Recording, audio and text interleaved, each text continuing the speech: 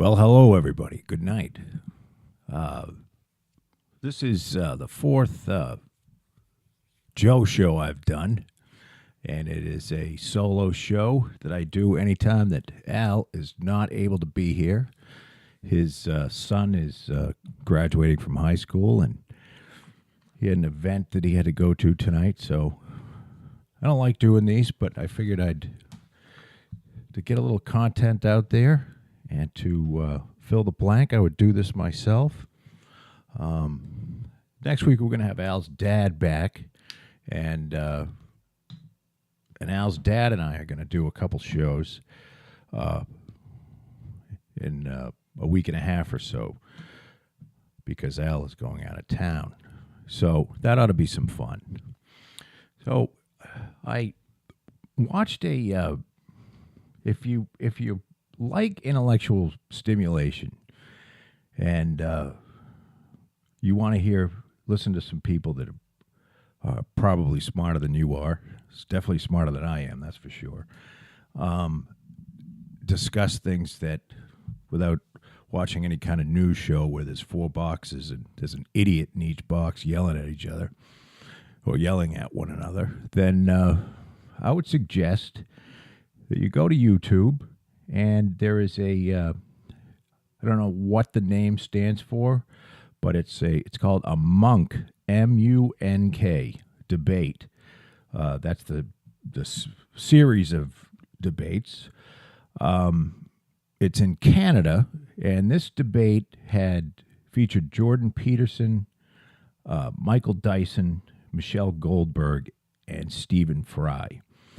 And the debate was supposed to be about political correctness, but it ended up being it ended up like a lot of things that start off trying to be about something. It ended up being about identity politics.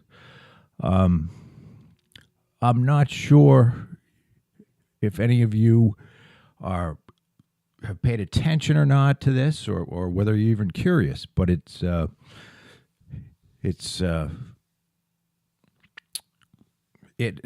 not in it. He, Jordan Peterson, was basically a nobody. I shouldn't say it, not nobody, but he was a professor, a psychology professor at the University of Toronto. And Canada, unlike the United States, does not have First Amendment protections. And so they don't have as free of speech as we do. And as somebody that's a big proponent of free speech and expression, it scares me to think of anything but having the freedom to have free speech, because it's we get into the proverbial slippery slope of you can't say anything because you might offend somebody, and you don't have a right not to be offended. That's not your right, and that's a good thing. At any rate, Jordan Peterson refused to. There was some sort of a law passed in which that people in universities or government employment or you name it in Canada, and I don't know this. I don't know what the law said. I know this to be true. They had passed this law where you had to address a person whose gender, who they have decided that they want a pronoun other than he or she, or ma'am or miss, or they wanted a pronoun because they feel like have no gender, or and there's a list that you can type in gender pronouns. I haven't written it down, and one of the things that I don't do very well is I don't prepare for this isn't like a public speaking thing. It's a solo show, so I don't prepare with a lot of notes, which is probably to my detriment, and maybe it's why these shows that I do by myself are not very good. But unlike, getting up and giving a speech in public, I mean, you usually have notes or a very good memory, which I have neither right here. So at any rate, Jordan Peterson refused. He said, I am not gonna do that. I am not gonna have the state, the government, tell me that I have to address someone a certain way. And since that started, he has become one of the most desired speakers, talk show guest, you name it, and has become a very controversial figure. And what's funny is that this is something that you wouldn't think that would gain much traction, but in today's climate, where things are, I think, quite crazy, this is become a huge issue because you start passing laws, and I don't believe that they could do this. This would be very hard to do in the United States. I believe this would be shot down by the Supreme Court fairly quickly. But in Canada, you're going to make you say, if somebody wants to be called they, which is a plural word, you would have to call that individual they. So you'd point out and you'd go, the woman over there, the man over to the left, and they, that they in the middle. And which is, I believe it's ridiculous. Not only do you have to remember, there's like 35 pronouns that you would have to, put to memory, but you would have people that would, look, if I was in college, I'd abuse the shit out of that.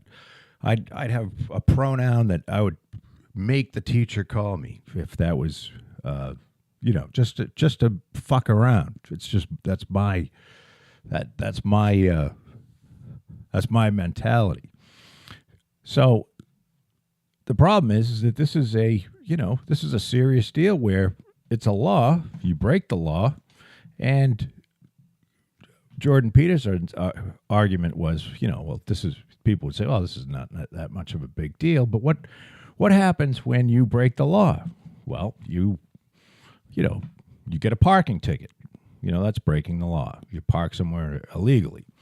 Well, this thing would have a minor fine. Well, how about if you don't pay the fine?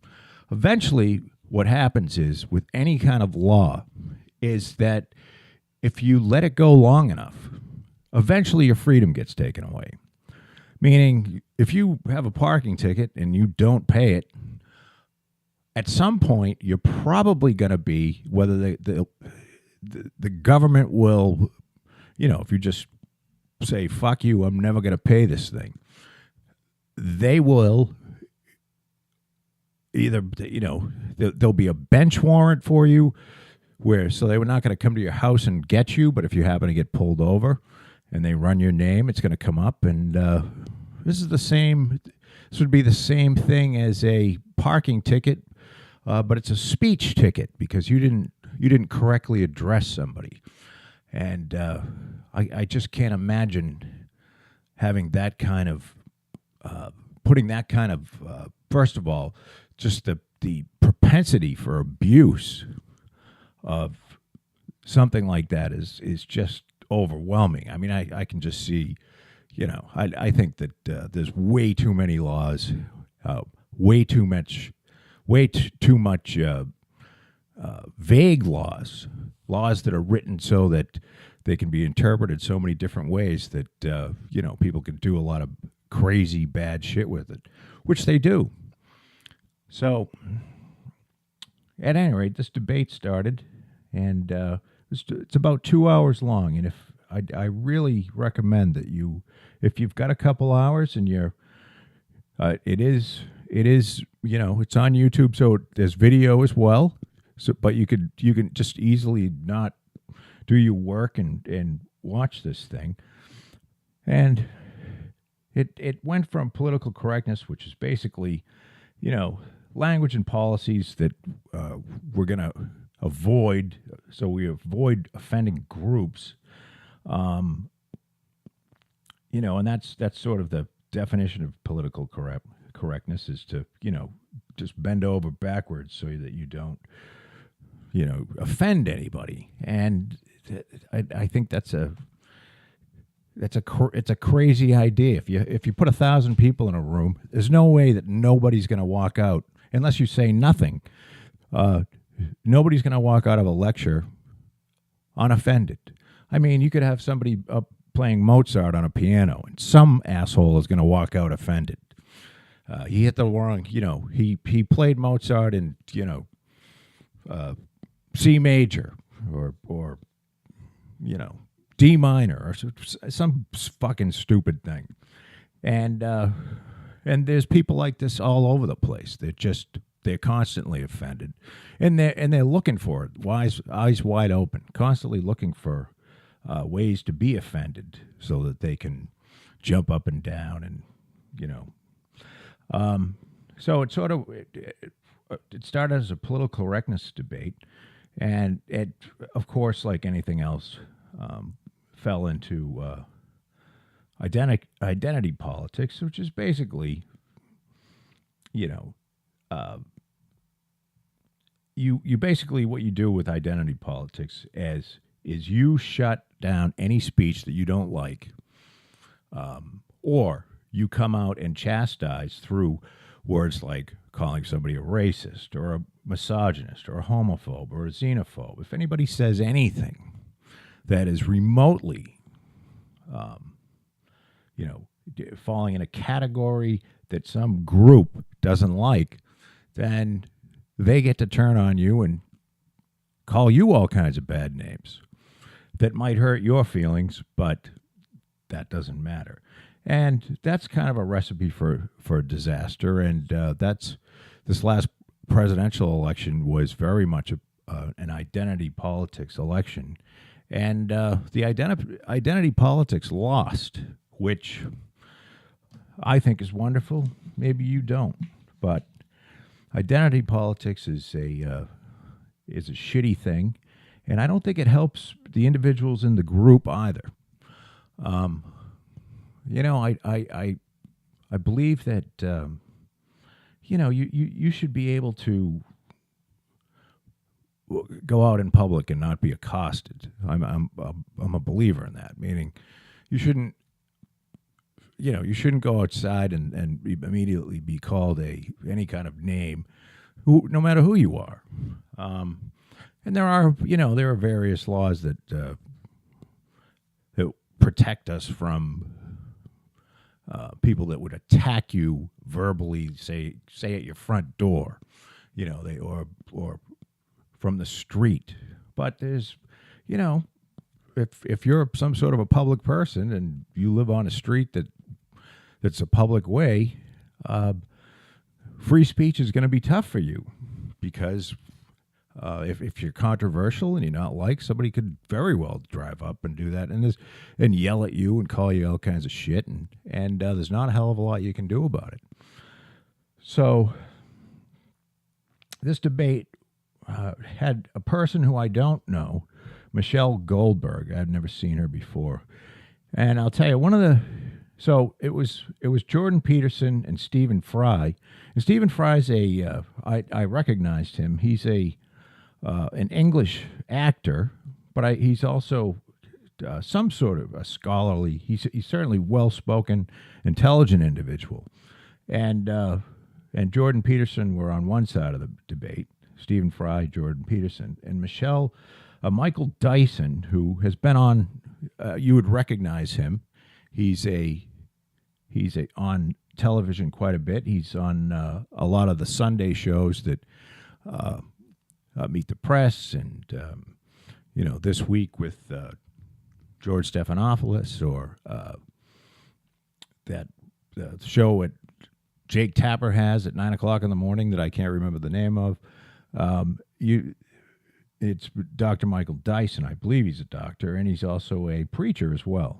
And then Michelle Goldberg, who I've never heard of before. I'll tell you something though.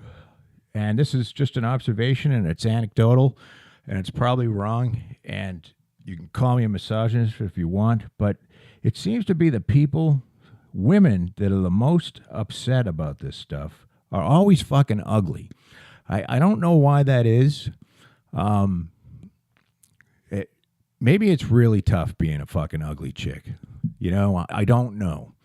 But they, for whatever reason, have you ever seen Betty Friedan? Type in Betty Friedan and take a good look at her. And you can type in Betty Friedan. Even when Betty was young, no one would fuck Betty. And, you know, Betty is along with Gloria Steinem, although Gloria Steinem was quite attractive, which is not the norm. But Betty Friedan is just a fucking bridge troll. It actually probably makes bridge trolls look good. So the interesting part of this thing was that this debate was, you know, you're arguing with Michael Dyson, who is the preacher, and Jordan Peterson had a back and forth. And basically, when you get to a level where you're arguing with somebody that's not like me, who's a fucking moron, and you get to a level like Dr. Jordan Peterson, who is a clinical psychologist, has taught psychology, is very well read, very, very knowledgeable, very intelligent, and you come out with a guy like Michael Dyson, who basically wants to, I wouldn't say and by the way, Michael Dyson is a person of color. He's an African American. But there is you might do well on a Sunday show when you're sitting down with basically a bunch of people that think like you. But Jordan Peterson was able to do a lot of damage to Michael Dyson because Michael Dyson doesn't really have an argument and doesn't have an answer for anything other than a bunch of bullshit. And one of the things that was brought up, of course, is the idea of this white privilege. Now, white privilege is a very controversial thing, and is it's part of the lexicon now, and I would dare say that white people do have an advantage in this in the one sense that you cannot hide from being black. So if there are racists, then white folks are going to get white folks don't have to think about their color, depending on what part of the country they are in. I mean, I believe I can go to Alabama tomorrow, and I'm not going to have any problems whatsoever. And I don't know if a black guy that's going to go to Alabama tomorrow can think the same way. I think that maybe he's thinking, this is the Deep South or Mississippi, and I'm going to have to watch myself. And which, look, that's a terrible thing. But one of the things that Jordan Peterson said was, well, okay, me and all my white privilege, you tell me how much of white privilege has helped me. I want, essentially what he said, and I am doing some probably an injustice by even talking about this, but if you're not going to watch the debate, then you'll never fucking know, so who cares? I'll lie to you. But he basically said that to Mike Dyson, he said, look, you tell me what percentage of my success is based on my white privilege. And that way, maybe what we can do is we can all get together and decide as, and this is Canada, but decide in the United States and Canada how much white people are actually helped by their race and actually quantify it so that, we can, if the average white person is, I don't know, making on average more money than the average black person by X amount, and it's because and the black person has the exact same education as the white person, and meaning, how do you ever solve that? And what good does it do to talk about it? I mean, what is the end? And the point is and how is that helpful? How is that, if you watch the last election, how is it helpful? And Caucasians are the largest population, largest group, if you want to do it that way, in the country, and it's by overwhelmingly, 65%. So unless you're just seriously self-loathing and self-hating, and you want to, you're just gonna, you want to beat up on yourself, then you can go right ahead and, join up and whip yourself in the back with, like some Christian before, trying to imitate the crucifixion of Christ. But for the most part, nobody wants to be told that they're privileged, especially if somebody is in Appalachia and they don't have any fucking teeth, and everybody that they know is addicted to painkillers, and there's no fucking work, and and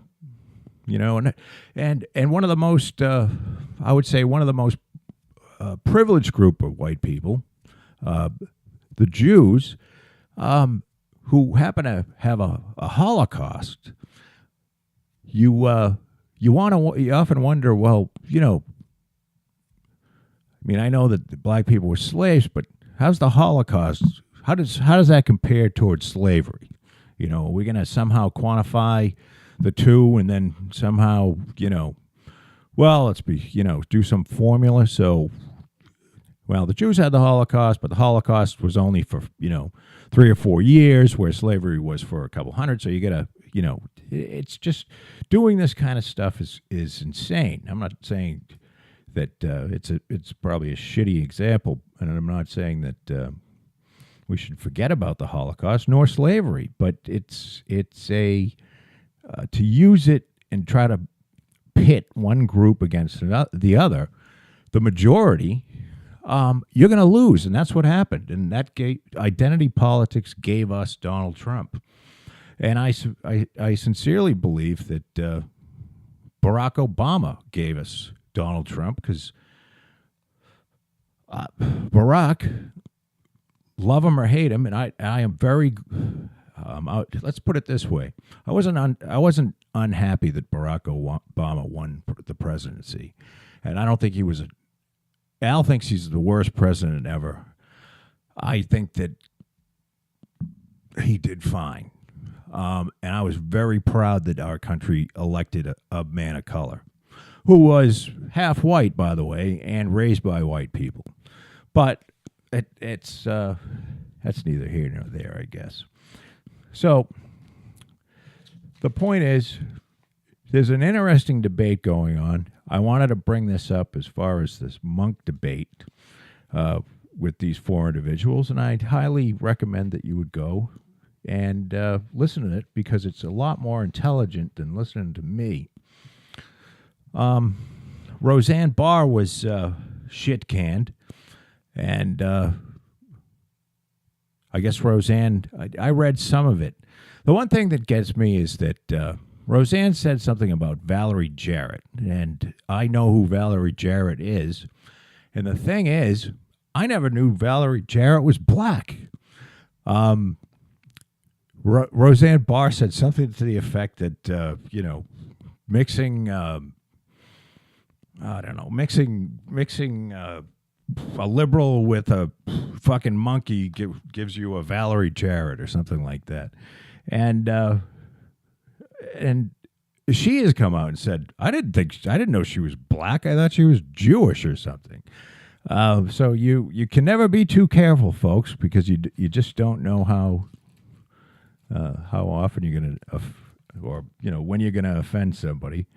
But I went and looked at pictures of Valerie in all different kinds of light, and shading, and she looks white to me, but that's I don't know. I guess if she's African American, she's African American, and but I guess Roseanne said enough bad stuff, and there seems to be no innocent until proven guilty with the Me Too movement.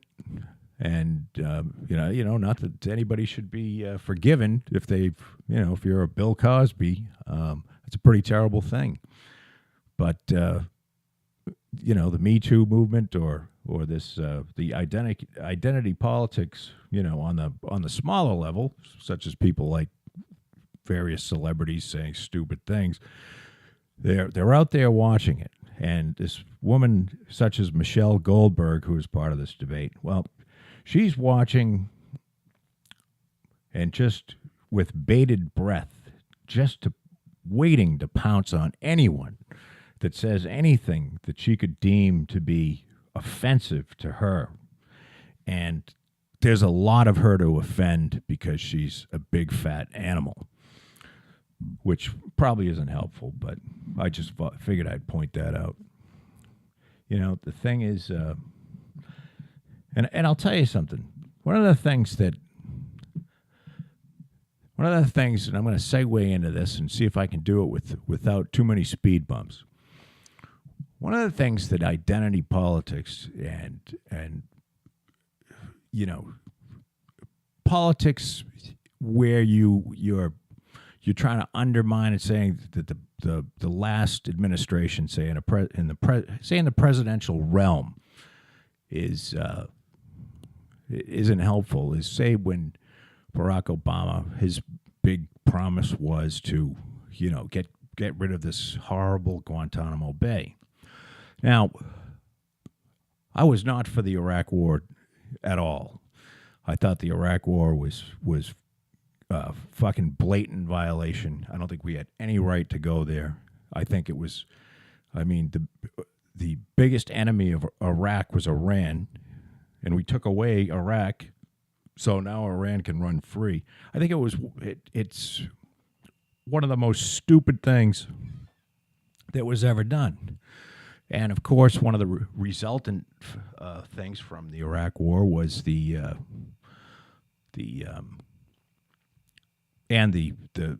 war in Afghanistan was, what do you do? What do you do with guys that are bad guys, but you can't, you could never prove, there is no chain of evidence in which you could bring along and put them,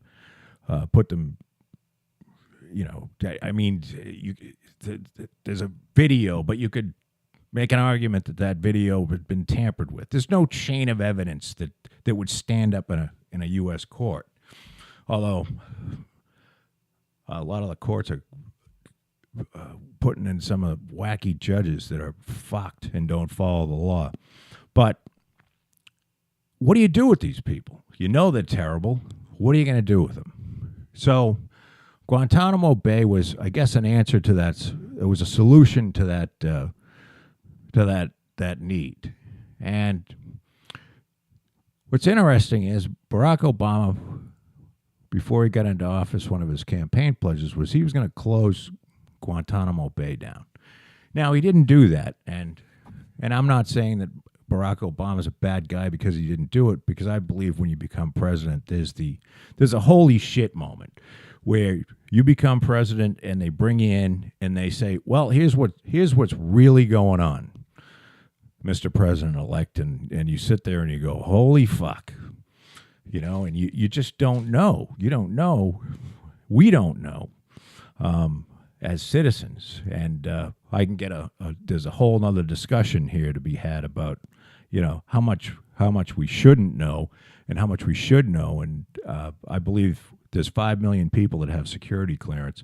I think there's way too many secrets out there that are secretive against us, and we find too much. There's a lot of shit that that is being done that we ought to know about.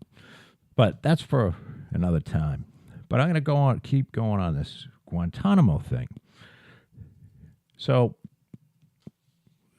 Barack Obama let go a lot of the people that were in Guantanamo. He never closed it. And I was wondering, but the war was still going on. Not so much in Iraq, but the war in Afghanistan is still going on. And I'm like, they got to be catching bad guys.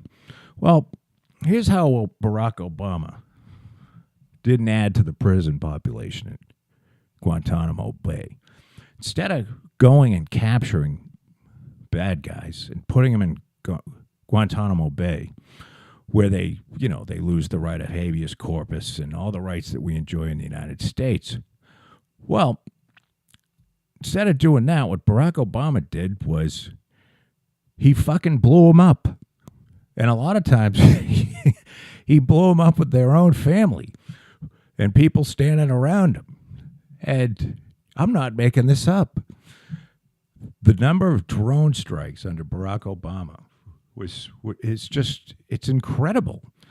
And, there's so much bullshit. You hear it in this country, how every life is valuable and, what murderers are so terrible. And here's our government. They are just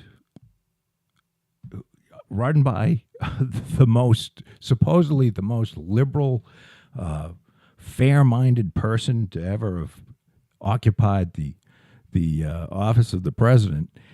And he is literally not only just blowing up the bad guy, but blowing up children and old people. And look, we got to target the guys right in the middle of this group. It